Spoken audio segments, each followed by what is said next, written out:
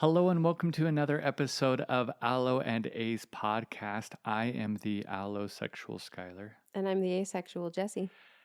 Jessi, Happy New Year to you. Skylar, Happy New Year to you. Thank you so much. Really, though, can we even believe that it's 2025? I don't know that I can believe it, but here we are. It's actually really weird.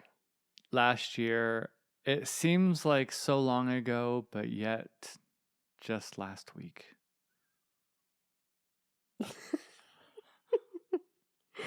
Okay. Thanks for the sympathy laugh. No, it wasn't sympathy. Before we get started, we do want to remind people that this is, as far as trigger warnings go, this is a sexual-based podcast based about sexuality, more specifically asexuality. And the discussion of sex can be discussed as well as other things that could possibly be triggering. And we try to put anything in the show notes that we think may trigger someone. Obviously, we don't know what your trigger is, but just know that on a base level, we discuss sexuality. Yep. That's what all of this is about. What? Nothing. So, I just took that huge deep breath in. We also aren't professionals at all. Maybe in the future. Not even at all. But for right now, not at all. And we are speaking off of our own experiences and what we've observed. So we're just hopeful that those listening will get whatever helpful nuggets out of it that they can. Yeah. Yeah. Well, you're not hearing us laugh, but we're laughing because I had to stop the recording so that I could get our Google Voice number pulled up and getting back into place. So it's just like, yeah. And then Skylar proceeded to play that in my ears. Yeah, over and over again. I'm like, ew, stop it. So, if you would like to reach out to us, we have a plethora of ways to do so. You can text us or you can call. We won't answer, but you can certainly try. But you can leave a voicemail, and the US-based phone number is area code 385-645-3651. You can also send us an email at aloeandaspodcast@gmail.com. You can hit us up on Instagram, Twitter, TikTok for now, whatever, wherever.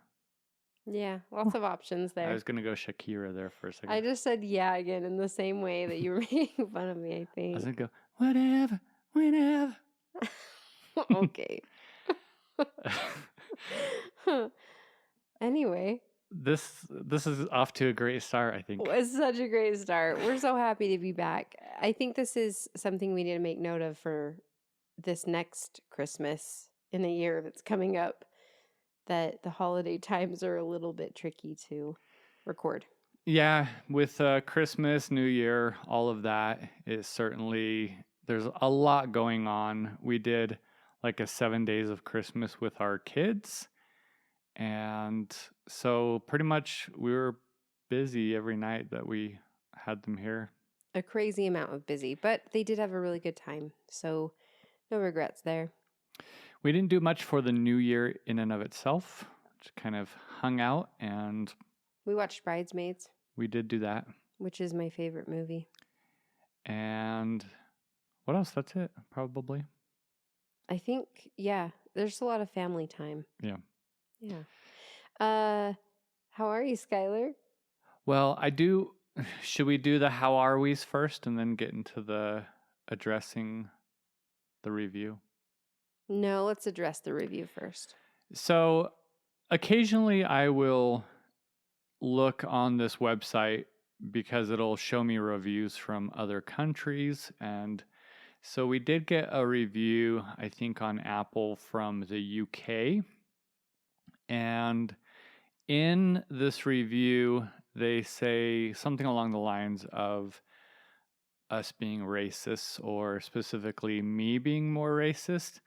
In I think it was episode 9 or 10 when we talked about going to Pride, I had used the word poly, and Jessi had said something along the lines of, oh, I think that Polynesian people are asking the polyamory community to not use poly. Yeah. And I had made a statement along the lines of, well, I would never call a Polynesian person poly, just like I wouldn't call a Mexican a Mexi. Now, you might think that that might be racist to even say Mexi, for instance, but there's like Tex-Mex, there's like different things where people will shorten a name. I didn't even know that. Do people use that as a derogatory thing? Not a derogatory never thing. even heard that. It's a type of food, like a Tex-Mex, because the people that are on the border of Texas and Mexico it's Tex-Mex. Interesting. Okay. But the thing that I wanted to address with this particular review, the word poly is a prefix. So it means in Greek many. And the word Polynesia means many islands. It was given to that group of islands in 1756 by a Frenchman. You didn't know you'd be getting a history lesson this episode. And so the word Polynesia just means many islands. And the word polyamory means many lovers, many love. There's plenty of words that contain the prefix of poly. Polynomials, polythesians. It just means many. So, for instance, when we talk about being raised Mormon, for instance, a lot of other religions are monotheistic, meaning they believe in one God. Whereas in Mormonism, they believe in polytheism because they believe in multiple gods. So from what I have seen on the internet, there is not a lot of people who refer to themselves as Polynesians who are asking people to not use it because it's a prefix that just means many. And so it's not really something that someone can just take and say we own that word. Maybe the person that left the review was going off of what I said, and then what you said back to me seemed dismissive. Maybe. Because where I heard this information was in an ethical non-monogamy group from another person from like a person that practices polyamory, right? So then I spotted that one time. But when you boil it all down, we can't say what's offensive, right? Like we're not in a position to say that. Correct? And from what I've read from people who identify as Polynesian, because Polynesian people, it's just a group of like a ton, like over 100 islands, maybe even 1,000 islands. I can't remember. Okay. And so they themselves are from a specific island like Samoa, etc. So they would be Samoan, but they can also refer to themselves as Polynesian if they want to. But it might not even be specifically what they would want to be called in general. Yeah, from what you... Because you took this review really seriously. You were like, okay, I need to look at this. Yeah, I want to know if I misstepped here. I wanted to see like if people were saying, yes, please don't use poly to refer to yourself as a sexual orientation or preference or whatever. But that's simply not what you found. What I found was there are some countries, like for instance New Zealand, where they might have a high concentration of Polynesian people, where it could be confusing if you're using the word poly to refer to yourself as polyamorous and not Polynesian. So what I'm getting from this is that the context of the conversation and the people you're around really counts. Or matters. So when we're sitting here on the podcast talking about ethical non-monogamy and we say the word poly, it should be pretty clear that we're referring to polyamory, since that's the context of what we're talking about. Yeah, and there's nobody that has said it's offensive. Like you weren't able to spot that.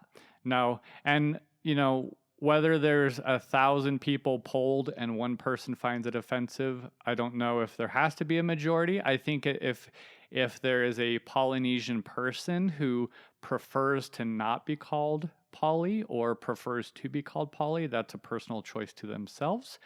But none of them said they were offended by the fact that the polyamory community used it. Right. None of them, meaning all of the people that you were reading through threads on. Okay. They're now, if you're just wanting to make that change because you want to, then some people will say poly A or polyam for that, if that's what you prefer. Well, that's good to know. So, learning moment. So yeah, poly is just a prefix that just means many from Greek. I think it's pretty clear that when we have something come across the table like that to us, review, email, message, text, whatever, we always want to make sure that we do address it and look into it. We do take it pretty serious. Yeah. So, yeah. So there's that. So, I mean, I would prefer if you are offended by something that we say, let us know and we can have a discussion about it. And there are definitely in other countries there are different words. So in the UK versus Australia versus Canada versus the US versus Mexico, there's different words that can mean something different to that location. Right. Just like in Spanish, there's different, the same Spanish word can be offensive in one country versus in another country. It's not offensive. Yeah. I think the point is that we're always open and curious to learning more and understanding the world around us. Yep. So let us know. Definitely. Let's see. Moving on. You asked how I am doing. I'm great. It's a new year. I think that just on our personal lives, we're going to take this year and really hone in on simplifying and just living life to the fullest, I think. Simplifying, or do you mean being more conscious of, I think of our surroundings? Yeah, conscious living. Yeah, okay. I think that's a little bit better than simplifying. Well, there are things that we are simplifying, but that's because we are being conscious to to what's going on. With that word. Yeah, I am. So you're feeling good about the new year? I am. I mean, we don't want to talk politics, but obviously we have a new recycled president. Today's been a little bit interesting. It being January 6th, and certification happened today. We won't get into that, though. It's just been interesting. It makes you step back a bit and think about things. That's all. Yeah, I think health-wise, everyone is good in the family. Mm-hmm. How about you? How are you doing? I feel really hopeful. It feels really good, even with some of the crazy stuff going on around us in the world. I actually feel really hopeful stepping into 2025. I'm really happy to leave 2024 behind. I think there's a lot of really cool things coming up this year, and just in a lot of different ways. Obviously, everyone here that listens knows that we're going through IVF, and there's really big things happening this week as far as that goes. And I think we'll probably choose to remain a little bit vague for now, but there's some life-changing things happening this week for that. Yeah, I imagine in April, we'll probably have more set news. Hopefully. Yeah. Right? So I'm looking forward to that. And I do think it's really cool to know that a new generation has started on January 1st. It's Gen Beta, which all of our 6 kids have already made fun of for being Gen Beta, but whatever. I find looking at the way that generations behave, the patterns that we can see, I think it's really fascinating. And I'm excited to see what Gen Beta has for us in store. So if it's correct, I think Gen Beta will go for the next 12 years. So I just feel hopeful. That's how I am. I feel really in good spirits. Good. Yeah. I do want to address I do want to address. I'm not drinking. You know what? They all think you are. Maybe it's low blood sugar. I do want to address something real quick with reviews. Oh, okay.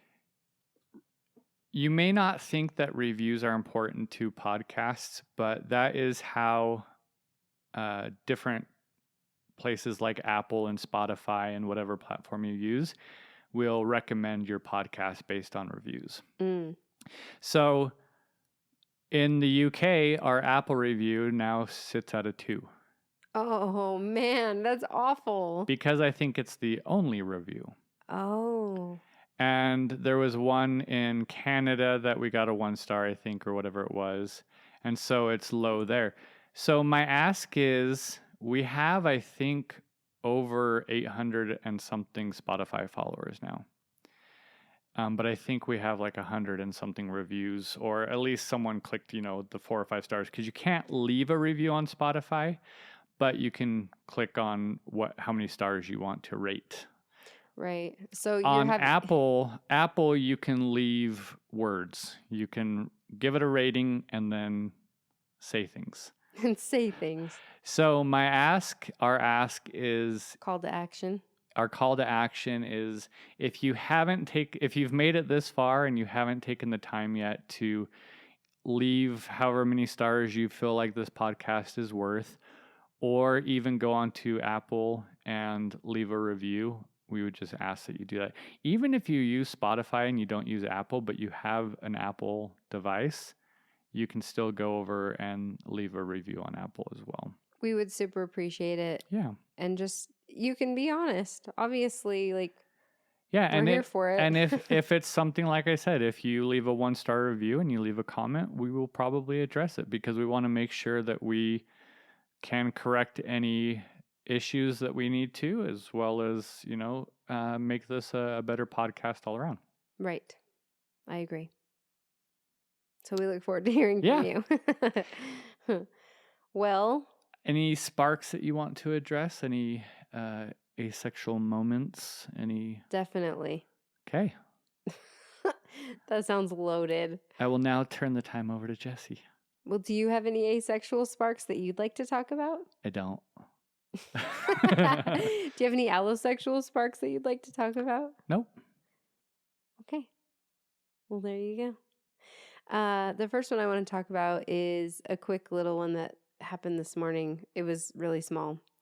As many of you know, my almost 16-year-old is asexual and is currently trying to figure out if they're aromantic as well. And this is the story. I have no idea what she's going to say, so I'm intrigued. It's a little thing. It's fine. But as we were driving to school this morning, a new song from Gracie Abrams came on.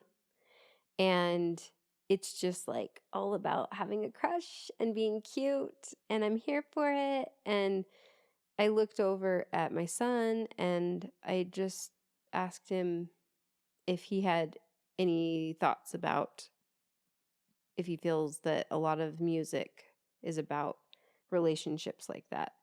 And he said, yeah, I do feel like there's a lot of relationship songs. And I said, do you think it's kind of annoying? And he was like, a little. And I just, it had me step back for a minute and think about that. I'm a romantic asexual.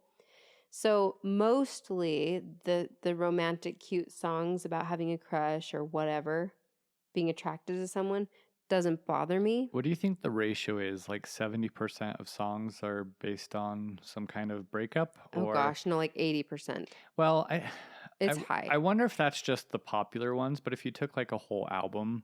What does ChatGPT say? I don't know. I'll ask it while you tell your story. Okay. So it just made me think a little bit about how different the world around us is when we are outside of the norm, and how much you just kind of get used to it. And I'm not aromantic myself, but it was a nice little connecting moment to talk about it with him for the drive to school. So shout out to all the aromantics out there. If you're listening, I think it can be a lot sometimes. It says that especially in genres like pop, rock, country, R&B. They focus on relationships. It's estimated that anywhere from 40 to 60% of songs center around themes of love, heartbreak, romance, Oh, or no, no, no, no, relationships. no. BS 40 Yeah. to 60. No. No, no. I don't believe you, ChatGPT. It's like 60 to 80. It's got to be. Well, then you should make up your own AI that gathers all that data. Okay, I will. Jessie, geez Louise, JessieGPT.com. Wow. Wow. Wow, babe. Okay. It just sends her a text message and she just makes up something and sends it back. That reminds me of Jessi Math. That's funny. If you want to know what Jessi Math is, reach out and ask. Jessi GPT. So that was just a little moment.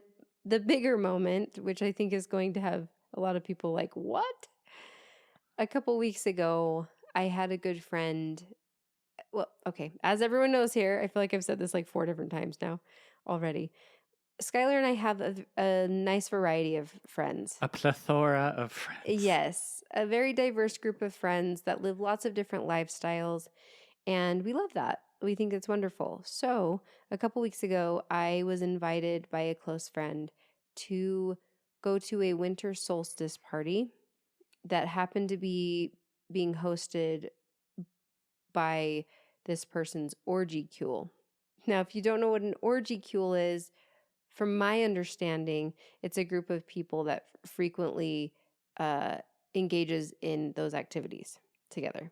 It's a group of set people who know and trust each other to then also participate in orgy type parties. Yes, and the people that are involved that are trusted can also invite other people to come to see if it's something that would be a good fit. So, this friend also let me know that it was a level 1 party, which I had no idea that this is a thing, I guess, that there's levels. And what that means is that there's no play, but there is clothes optional pretty much once you get to the party. And when she first invited me, I was thinking, whoa, I don't know why you'd invite me. This is interesting. I didn't think that I would be invited to even a level 1 party like this. And I think that this friend just really enjoys hanging out with me and likes my presence. So I think that's where the invitation spurred from. Anyway, what it allowed me to do, I mean, my first initial thought was like, run away, run away. And then instantly after that, I thought maybe I should step into curiosity with this and see how I feel about it. And so I did. And what I had about like a 10% curiosity going on where maybe it would be an interesting thing to experience. And the main reason I thought this is that I've always been incredibly uncomfortable with real life nudity ever since I can remember. So nudity in movies, TV shows, media doesn't bother me, but it doesn't excite you. It doesn't. It doesn't excite me. You're not looking forward to it. No, you're not like closing your eyes or anything either.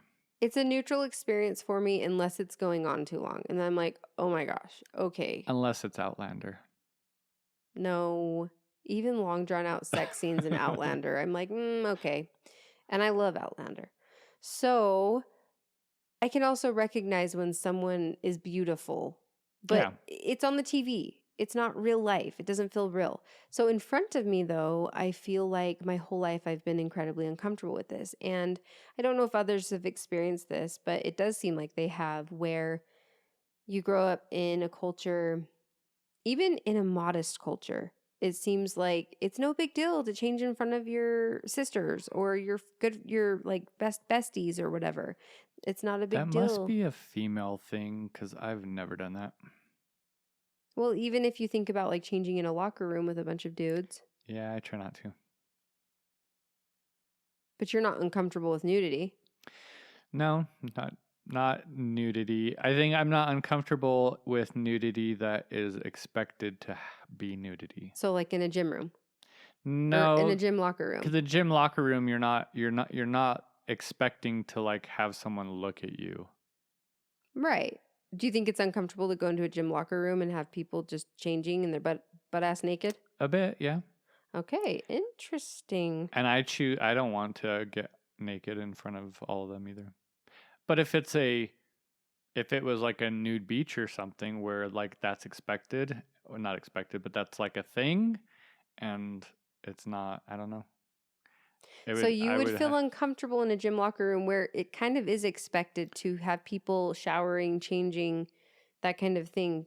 You'd be uncomfortable in a gym locker room, but you wouldn't be uncomfortable at a nude beach? I think it's because of the awkwardness of like in a gym locker room, I'm trying to like keep myself covered or like undress and dress in a towel. Whereas like in something like that, you're not. Maybe. I'm a little bit surprised by this. I'm having a hard time understanding why you're uncomfortable in a gym locker room, but not uncomfortable at a nude beach. I It don't almost know. seems like, do you think there's uncomfortable feelings because it's like all dudes in a gym locker room changing? No. Okay. I don't know. Maybe something to think about a I little don't bit more. Anyway, I think I think it's where am I supposed to look? Don't look like, and then you're changing, and then you look, and like, are also you someone's scared? bending over in front of you. I know, but like, are you scared that someone would think that you are looking at them? I don't know, maybe, possibly, but I don't know. It Interesting. could also be like the mixed ages and stuff in a But there's locker mixed room. ages at a nude beach. I know, but again, I don't know. Huh. Most nude beaches, well, I shouldn't say that. I don't know which nude beaches are, but it seems like a lot of the nude beaches are age restricted. I think you probably just have to be over a certain age. That's what age restriction is. Oh, okay. Right. But who cares then? Right? Isn't that the same in a gym locker room? Like, No, there's kids and stuff that can be in there. hmm. So I don't know. I think we derailed a bit. We did a bit, but it's interesting to me. We don't often come up to a situation where it's like, really, for you? There's probably, because half of our listeners are not in the US, and probably a lot of European people are like, it's nudity, whatever, who cares? Yeah, but is that us then having a story of European people not caring about nudity? I don't know that. I think a lot of them don't. I guess we'll find out, won't we? Okay, so the next question I have is if all the guys, all the bros were going to go skinny dipping at 10 p.m. at night in the middle of the lake, would you feel uncomfortable with that? No. Okay. So, back to what I was saying is that I feel like females in general are just more touchy and more don't care. Well, for sure. Yeah. So my whole life, it seems like with changing in front of sisters, in front of cousins, in front of besties, whatever, going skinny dipping at the lake in the dark, it seems like everyone is okay with it, pretty much. Like, no brainer. Oh, fun. Woo, wild. We're free. Blah, blah, blah. It never has felt like that to me, but I have just forced myself to not be a prude. My favorite thing to think, oh, you're being a prude, you're being a prude. But that's exactly, everyone was so okay with it that I'm like, something's definitely wrong with me. And it's not a big deal. I need to get over this. But I've never been able to get over it. So what I ended up thinking was, if I have this opportunity where I know it's going to be a safe space, because I know that my close friend would never, ever invite me into a space that wasn't safe, I could maybe expose myself to this uncomfortable feeling since I've come out as asexual, since, releasing religion from my life in the way that I had it. And I could really get a good understanding of, was this stemming from something I've let go, or is this something that I'm actually uncomfortable with? And so I did think about it, and Skylar was kind of weird about it at first, but then the next day he's like, I think you should go if that's the Yeah, I reason mean, you're gonna go. you explained the reason why you wanted to. Because my first reaction was just why. I think you were shocked. Like, you're like, what? Yeah, I was just like, why? What's the point? Like, Yeah, but I don't even think you literally have no like, it's not your group of friends. It's not even the group of people that you would never go to one of their regular parties. No. So it seemed unnecessary to me. Like, why would you go to it? But I don't think you also didn't know how uncomfortable I was with nudity. Yeah. Even in situations where it seems like it would be possibly pretty normal to be comfortable, like changing or going skinny dipping with the girls at 10 p.m. in the dark of the night, right? So I think once you understood the uncomfortable level that I had, and we all know that I really don't like being scared of stuff, and I have put myself in situations so many times where I've tried to push through and it wasn't a good idea. Like, I recognize that. This did not feel like that though. This felt like a safe boundary test, and to see where that fear was coming from possibly, or if it was just a thing that I have and it's fine that I have it. So I got to the point where, especially with Skylar the next day saying, I think you should go. I really think this would be good. Because at first he seemed like he was like, I don't know about this. But then once he understood more, he was giving like full support of it. And he wasn't going to be going. Oh, I wasn't invited to go. It's true. He wasn't invited to go. Only I was invited to go. And also that made me think about what that would have felt like to have him go. And honestly, I'm not in a place that feels comfortable to have had him come with me. I felt like I needed to address this fear and make sure that I could focus on that instead of focusing on what he's looking at and what he's experiencing and going through. So for now, that was the case, you know. And the other good thing is I thought, oh, this is actually a really good opportunity to maybe take pictures of people as well. Because from what I've seen from my close friend, the folks that go to these parties, they dress up in really cool costumes. So they have like a lot of themed parties. So I thought it'd be cool to take pictures. And I felt like that would also help me feel a bit more comfortable being behind taking pictures. So I still wasn't sure, even up until the day that the party was happening. And then I decided maybe like 2 hours before, like I'm gonna go. I'm gonna do this. And I was really nervous because I had painted all these crazy stories in my head of what this looks like. And I was really uncomfortable with the stories that I had created, but I was ready to face them. So You were thinking you were just gonna walk into a bunch of just painted costume naked bodies everywhere. Definitely. I had all sorts of stories in my head about this. And I felt like that would be a good opportunity, hopefully, to neutralize these stories. I mean, maybe it wouldn't though. Maybe it would feed the stories. Maybe the stories would be mild compared to what was actually happening. I had no idea what I was about to walk into. But I did know that my close friend invited me, and I don't think that she would invite me to something where she was being dishonest, you know, about what it entailed. But you still just never know. So I get up to the door. Because obviously, like, your perception as an asexual might not be like what she thinks is mild could be what you see as extreme. Possibly. You just don't know. Yeah. So I get up to the door. I Marco Poloed with other good friend in the car before going in and kind of grounded myself a bit. And I made this boundary in my head because I was a little bit worried of, okay, what does it look like if I'm really uncomfortable?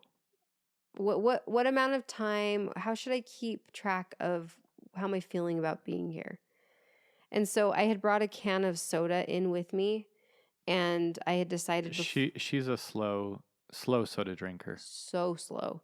I decided that once I was done drinking this can of soda, I would check in with myself and say, okay, how are we doing? And that's exactly what I did. It took me 2 hours to finish drinking that can of soda, but I did check in with it. So let's go back to going to the front door. I went to the front door, and my friend that invited me texted me and said, "Oh, I have to go downstairs. Hold on." But I'm like just standing at the front door and thinking, I think I just walk in. I didn't want to wait out in the cold any longer, so I just went in. And there were people in the front room right when I walked in. No naked people. And so before I walked in, though, I was like, okay, what am I about to see? Just a house full of all sorts of naked people. Oh my gosh. Okay. Calm down. Walk in, no nudity to be had. I'm like, okay. And Like, I want my money back. they said hi, and the stairs were very close to the front door, and I knew that my friend went downstairs, so I was like, you know what, I'm just going to go for it. I'm going to take my shoes off, and I'm going to act like this is a place that I'm supposed to be, and it's completely fine. Excuse me. So I went downstairs, and I found my friend, and lo and behold, there was still no naked people, and I was like, okay. Like, so far, there's nothing too crazy going on here. And then we found a good spot to take pictures, and I went on about the night, and I took pictures of different people, and I got to know all sorts of different people. And this wasn't a small party. Like, there were 40 plus people invited and confirmed. And so I took pictures, and they were so good. Like, they were lovely. They were magical looking and whimsical because it was winter solstice themed. And then as the night went on, I noticed that I had finished drinking my soda. And so I checked in with myself. And in that moment, I was able to think about how comfortable I was and what should happen next. And I decided I'm done being here and I'm good to leave now. So I went up to my friend and I gave her a hug. And I told her there was no nudity. There was never any nudity that I saw at this party. And so that was like hilarious to me. The whole reason I chose to go was to face kind of this uncomfortable lifelong feeling over nudity. And then there was none. Wait. I should say this. My good friend, who I have taken pictures of before, she did flash me one boob, and that wasn't a big deal though, because I know her well, and I've seen her and taken pictures of her. So she just joked with me and did that real quick, and it was a funny little thing. So when I was driving home, I had a lot to process, and I think there was so many things that came out of going, and I am so happy that I chose to go. When I was leaving, even though there was no naked people that were there, I had this really big feeling of you don't need to test this uncomfortable feeling. It's completely okay that you're uncomfortable with it. It's not weird. It's not bad to feel uncomfortable with it. And that was great because I didn't even have to super put myself in that position. And it could have been bad. I could have gotten really freaked out or triggered or something, and it just wasn't what happened. The other amazing thing that happened is that I'm just going to be transparent here. I had all these wild stories in my head of what this orgy-cule or the people involved in this orgy-cule might be like. And they were not like that. They weren't wild, crazy, sexual people everywhere. I mean, hey, this was a level 1, so it could look different at other parties, but they did stay true from what I experienced to what they had set out as far as rules and guidance They goes. didn't deviate from the intention. No, they didn't, and I was shocked by that. I really thought, okay, they'll say level 1, and we'll see about that. But there was no shenanigans that I experienced at all. And what I did end up having is so many amazing conversations with so many kind, warm-hearted people. And it really put me in my place a lot. And do I feel the need to be besties with all these people? No. It was just a really unique experience that I opened myself up to. And I feel thankful that it was the right experience to do that with. Because I'm sure that there are other parties like that where it might not have been as safe. Yeah. Right? So it felt like the perfect way to test that, I guess. So I got a lot from it and not what I thought I would get. All sorts of other things is what I got from it. And I didn't have to shock myself into knowing where I stood with it. That was nice. So if I ever get invited to a level 1 party, you're fine with it? I'm joking. What I have said is if I was to ever be invited again to take pictures, then I wouldn't have an issue with Skylar coming with me now that I have a better understanding of the environment and with that specific group of people. So would I want you to go to a level 1 orgy party by yourself? Hell no. Why would I do that? Well, there are 0 of them on my calendar for this for this fiscal year. If we were in a relationship that had those parameters, sure. But we're not. So, no. The answer is no. Well, let me hurry and decline this invite real quick. Okay, yeah, you better do that. Too bad you're not going to be able to go to that Disney-themed level. Oh, no, I shouldn't have said that. I was trying to come up with a theme really quick, and all I could think about was that cowboy-themed, Western-themed. We'll go Western-themed. Too bad you can't appreciate that Western-themed level 1, Skylar. Yeah, that's all right. So, what did you, when I came home or when I was talking with you on the way home, what were your thoughts? Were you so happy that happened in that way? Like, did you have any aha moments with that? No, I think that when I had made the decision or when I had let go of any feelings around it, then I just let it go. And people are going to be rolling their eyes. Yeah, just like how you just let go of sex. Well, yeah, actually. It's just like Frozen. Let it go. Is it? No. So I didn't really, plus what am I supposed, when you told me what happened, there's really nothing to talk about. Cause like, there was nobody naked. Okay. Like, that's it. That's the end of the conversation. I think that it was like, I didn't know if I felt bad for you because I felt like you had put so much stress and so much thought into this. And then it was like, oh. There was a certain level of anxious that I was at to push myself to go. And I don't know if I should have just listened to that and not gone, but I don't think so. I think this was a time that it worked out. Well, if anybody knows Jessi, you'll know that if she has a feeling of testing or doing something and it doesn't get done, then it's just going to annoy her forever. She has to be the one who decides that something was to completion, if you will. That's true. So if you tell me there's no need to do that, I'm going to believe that you feel that way, sure. But it's not going to be like a real conviction for me until I've experienced it myself.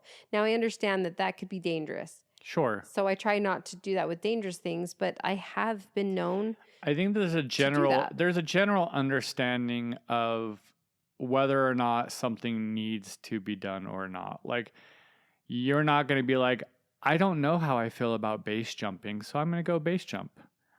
But if you, for instance, were like this, like exactly what happened with, I don't know if it's religion. I don't know if it's my asexuality.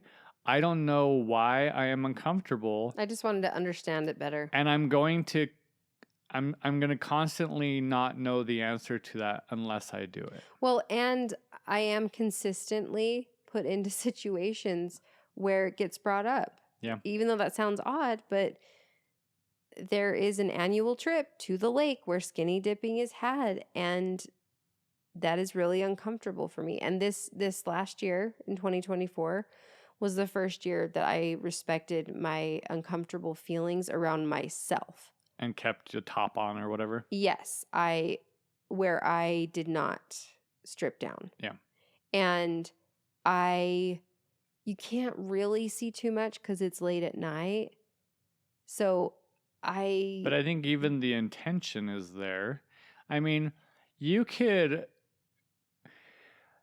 this is a question to everybody. You would inherently feel more uncomfortable even if it was pitch black, if you knew that everyone in the hot tub, let's say that 10 people got in a hot tub, 10 of your friends, guys, girls, whatever, and it's pitch black, can't see anything, but everyone is either naked or everybody is in a swimming suit. You're inherently going to feel different because you know that everybody is naked versus knowing that everyone has a swimsuit. And I'm thinking about it now, and I'm like, okay, it's still glaringly obvious that I don't feel the same as everyone else here. Yeah. Even my best friend, I was telling her about this uncomfortable feeling. I told her about how I got invited to go to this party, and I went, and I don't think she's shocked by anything I say these days, but she was actually surprised that I felt uncomfortable doing that. Is this wife number 2? There's an inside joke that one of my best friends is Skylar's second wife. She's not in any way, shape, or form. It's just a funny joke. Actually, how did that even start? Because you had a dream. Oh, yes, the dream. I had a dream last week.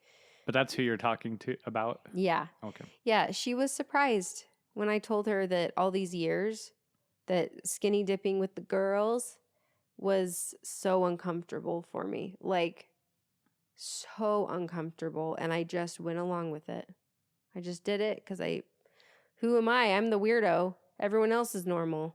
Do we need to dissect your dream at all? I don't think so. Okay. Why? I don't know. You know what? So in my dream, I basically had a dream that one of my best friends was she touched my leg, and then Jessi looked at her and said, "Oh my gosh, you're pregnant. And you're my sister wife. You need to be my sister wife or something." You know what's interesting about that is that... So then she and her kids had stayed the night this last weekend, and so we were joking. I'm like, "Where's wife number 2? Are you going to come watch the show?" Yeah. You know what's interesting is that I didn't have like some crazy yeah, you didn't wake up upset or something. No, I didn't wake up upset, and I think usually I would have, but it was almost like, well, I guess we'll make this work. That was the thought in my dream. It wasn't like pure panic or something. Well, because I could see how that could be triggering a bit, because you could be like, oh, subconsciously I'm feeling bad about something, and so Skylar would do better with having like a sister wife, or I don't know, but... I don't know, although all these IVF medications might be doing something weird to my dreams too. Who knows? Yeah. It was just a funny thing, but it was interesting to know that she was surprised by my uncomfortable feelings around nudity. She's happily married, and there are no invitations. No, there are only jokes, like always. So, yeah, that's the big whopper spark that happened. So we actually had an idea on what we wanted to discuss on this episode, but we're already 49 minutes in now. And so halfway through, I had paused, I think at the 31-minute mark, and I just said, hey, let's just talk about kind of where we see this going this year. What are our hopes? What are our goals, plans, and all of that. So obviously, we started this podcast last April. And this is episode number 28, right? That's what we said? Yeah, I can't believe it. That's amazing. So obviously we haven't done it every week, but we've done pretty good. We've done pretty decent up until the last couple months, just because there's a lot of holiday stuff going on. Right. And I think that what we've learned in the last, I would say 28 episodes, is that there's still a lot to discuss, and Mm-hmm. still a lot of people who are reaching out. And there's always going to be someone who is new to this journey. Mm-hmm. And we'll probably do a lot more episodes where we try to target like a specific topic or issue, so that if someone does a search for something specifically, they'll be like, episode 27 stands out, you know. I don't know if this year, if we will do the Pride table like we thought we were going to. We'll have to see. I'd still like to. You'd still like to? Yeah, I think so. We'll just have to see where we're at. What are kind of some of the goals that you have for, or that you see with this podcast in the next 12 months? I first want to just talk about thinking about where we were when we started in April and now. There has been such an evolution. Yeah. And it's amazing. I'm so thankful. There was a lot of live growth. Oh my gosh. Live discoveries. There's a lot of painful live moments. Yeah. That everyone got to follow along and see though. But that's the beauty of it. I was really scared in April to start this. And we were really still so new to all of it. I was breaking down still so often. Yeah. And it's amazing to see that and see this whole journey unfold to where we're at now. And I know that there is so much more to be talked about. There are so many more sparks that are going to happen. And I'm excited about it. I see us continuing this year and talking through everything transparently and honestly and genuinely. We have had a lot of people. When I say a lot, I would say at least more than 20 people have reached out and said, you guys are so vulnerable and just so open with talking. And to be honest, like we just know how important this is to talk about honestly and openly. And honestly, though, too, I'm so sick of bullshit. Yeah. Like, I'm so sick of surface level bullshit. So we're willing to put all of our skeletons, all of our dirty laundry, all of everything in our relationship out there to the world forever. And there have been moments. And we don't, you know, if it helps a handful of people, then it's worth it.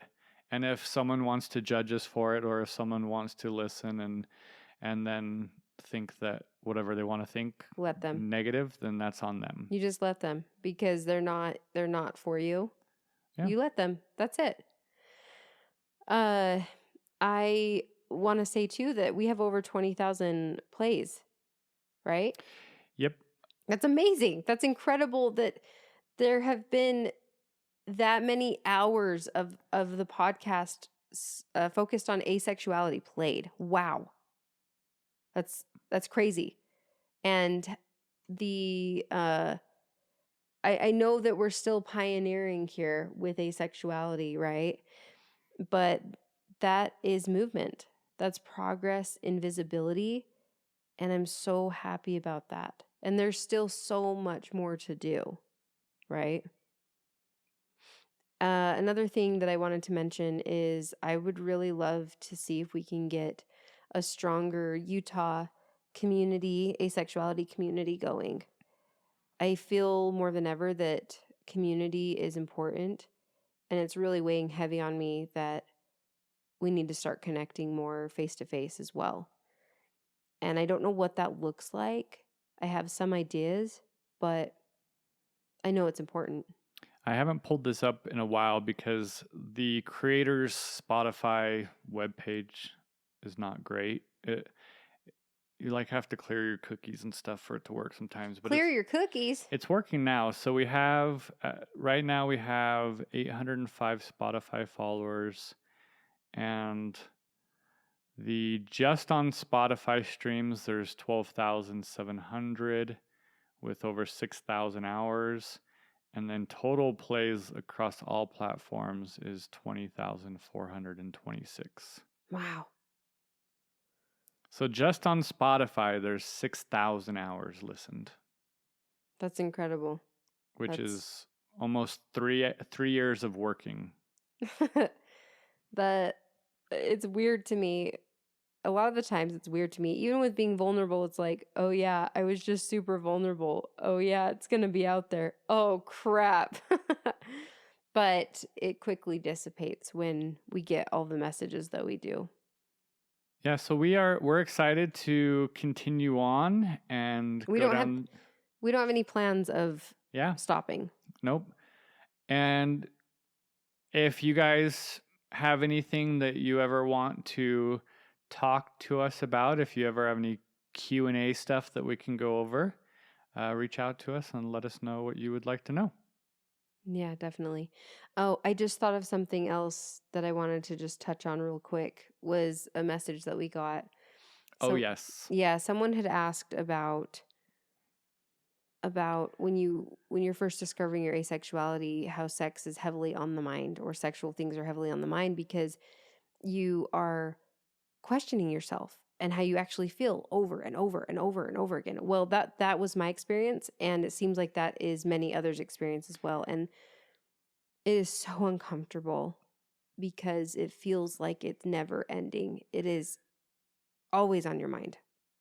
Well, I think in context of, I'm pretty sure in context of this particular person. So when you're in a relationship and you're not sure why the sexual aspect of the relationship is struggling, and then you come out as asexual, sex averse, sex repulsed, you then know exactly what the quote unquote issue is. Which it's not an issue, really.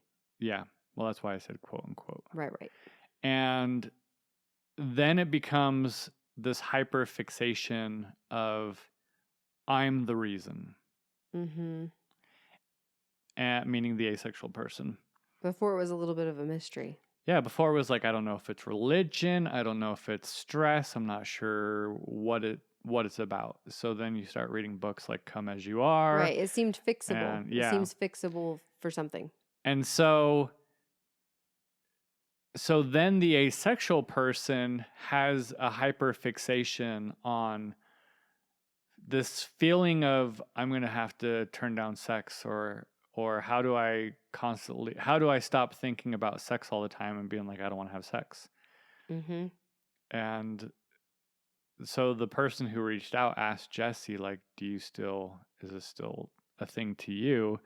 And I was pretty sure that it wasn't. So I'm like, you don't do that anymore, right? Like, it's not a thing that you are constantly thinking about. And you're like, nope. But I'm telling you right now, I probably thought, do I want to have sex? No. Do I want to have sex? No. Probably 100 times or more a day when I first.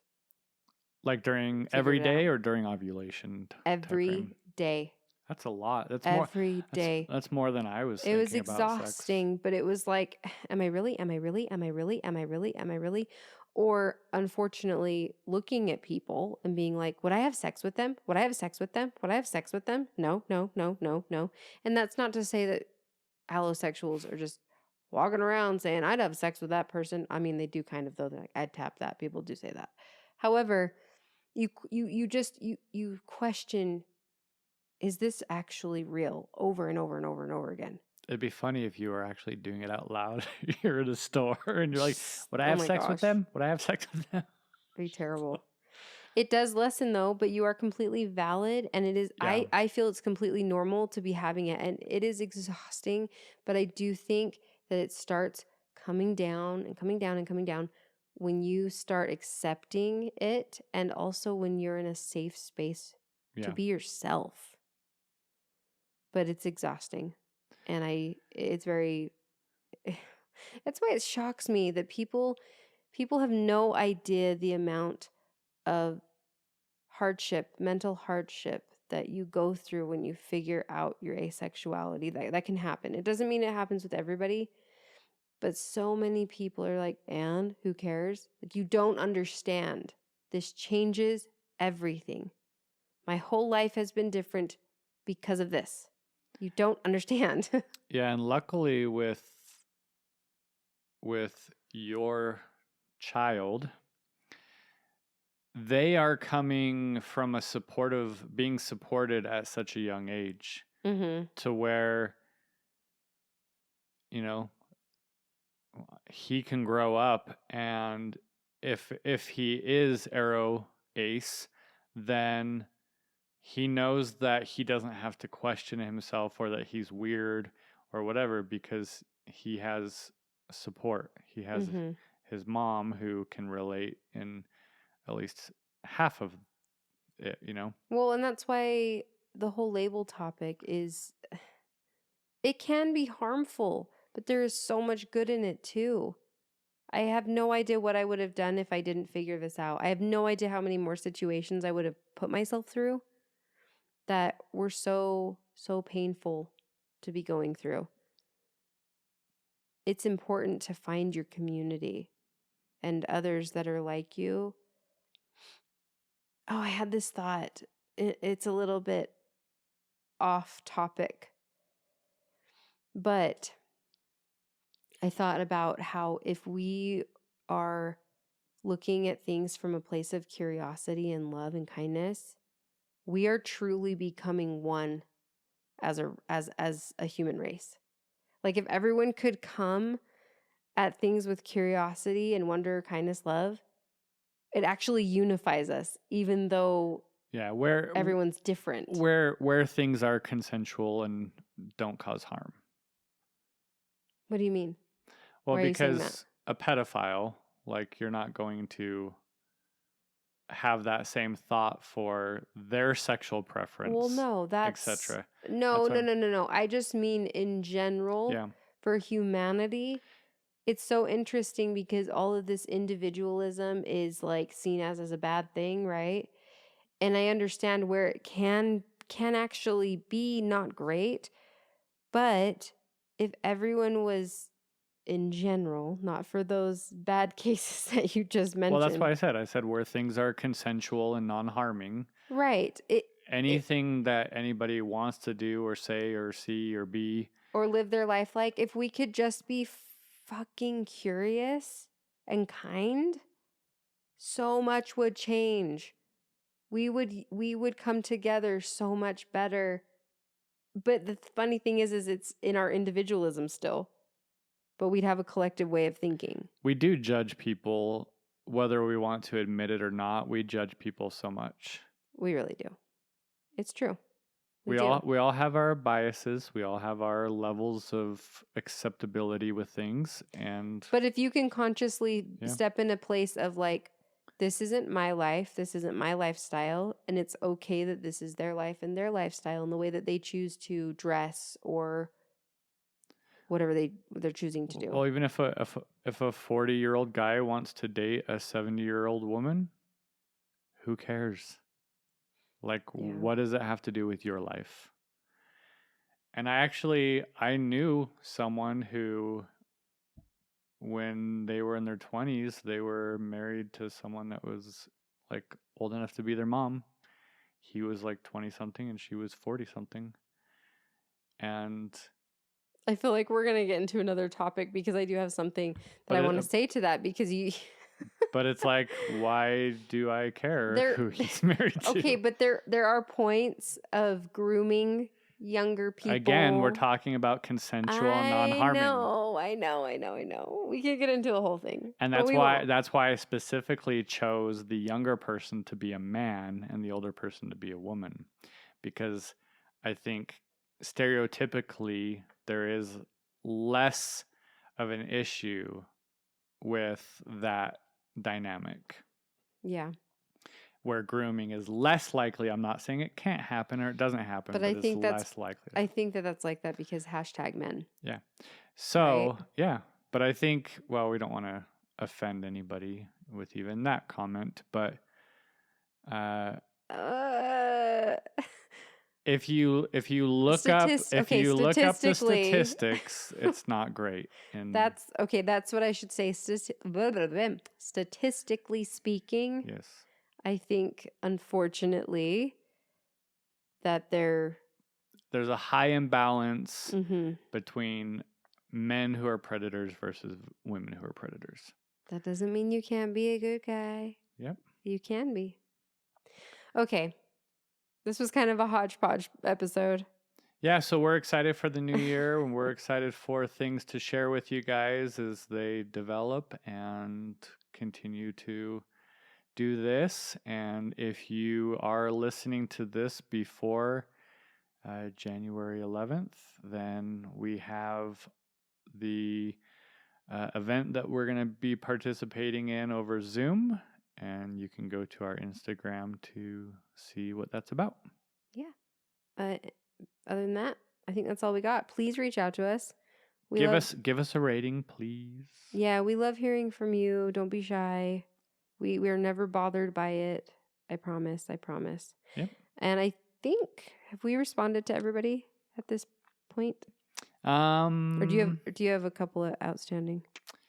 I haven't replied back to maybe a couple. I don't know. I'll have to look.